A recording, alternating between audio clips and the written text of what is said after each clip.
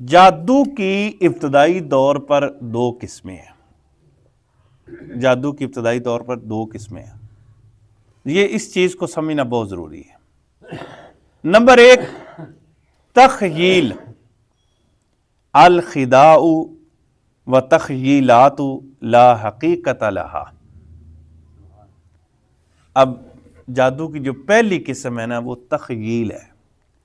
اب تخیل کہتے کس کو ہے؟ سب تو پہلے تو اس چیز کو سمجھنا ہے نا، تخیل کہتے کس کو ہے؟ تخیل، جس کا حقیقت کے ساتھ کوئی تعلق نہیں ہوتا، محض خیال ہی خیال۔ قرآن مجید میں اس قسم کا ذکر موجود ہے، اور جس وقت حضرت موسیٰ علیہ السلام کے سامنے فرعون کے جادوگروں نے رسیاں ڈالی، وہ سانپ بن گئی، وہ خیال تھا، تھی رسیاں، لیکن نظر کا ایک دھوکہ تھا، تخیل تھا، صرف خیال تھا، اس کا حقیقت کے ساتھ کوئی تعلق نہیں تھا۔ قرآن مجید سورۃ طٰہٰ میں اس کا ذکر ہے، آیت نمبر 66، اور ذکر ہے یُخَیَّلُ إِلَیْهِ مِن سِحْرِهِمْ أَنَّهَا تَسْعَىٰ۔ ان کے جادوگروں جادو کی وجہ سے آپ کو یہ خیال دیا گیا کہ وہ رسیاں دوڑ رہی ہیں، اور اس میں تخیل کے الفاظ موجود ہیں، حقیقت میں ایسا نہیں ہوتا، یہ وہ شودہ بازی ہے۔ سحروا اعین الناس، لوگوں کی آنکھوں پر جادو کر دیا گیا، حقیقت میں ایسا نہیں ہوتا جیسا کہ وہ چیز نظر آ رہی ہوتی ہے۔ تو جادو کی پہلی قسم کیا ہے؟ تخیل، جس کا مطلب ہے کہ اس کا تعلق حقیقت سے نہیں ہے، وہ حقیقت میں نہیں ہوتا۔ تو یہ پہلی قسم ہے، تو لہذا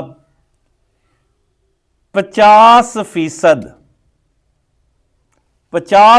تو آپ اس اپنے ذہن سے نکال دینا، آپ یہ کہ جادو کا یہ سلسلہ ہوتا ہے یا اس کا حقیقت کے ساتھ کوئی تعلق نہیں ہوتا۔ نمبر 2، اظہار فارق للعادت من نفس، یہ دوسری قسم، خرق عادت،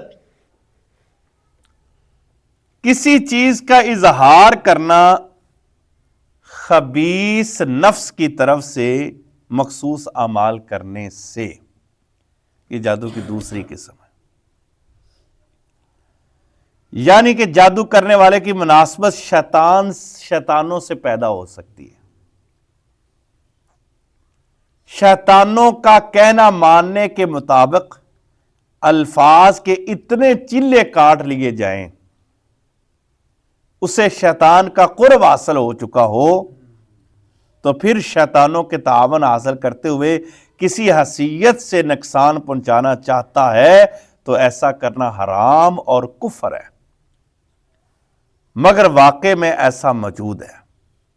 حضرت امام نووی رحمۃ اللہ علیہ نے امت کے جمہور علماء کا مذہب بیان کیا، بذریعہ جادو کسی کو اثرات بد سے دوچار کرنا یہ ایک حقیقت ہے، محض خیال نہیں ہے۔ ایسے شواہد سے انہوں نے ثابت کیا ہے کہ ایسا ہو جاتا ہے، اگرچہ کرنا حرام ہے اور کروانا بھی حرام ہے، لیکن جو اس کے وقت میں واقع میں ایک حیثیت ہے، اس کے اثرات ان علماء نے بیان کیے ہیں۔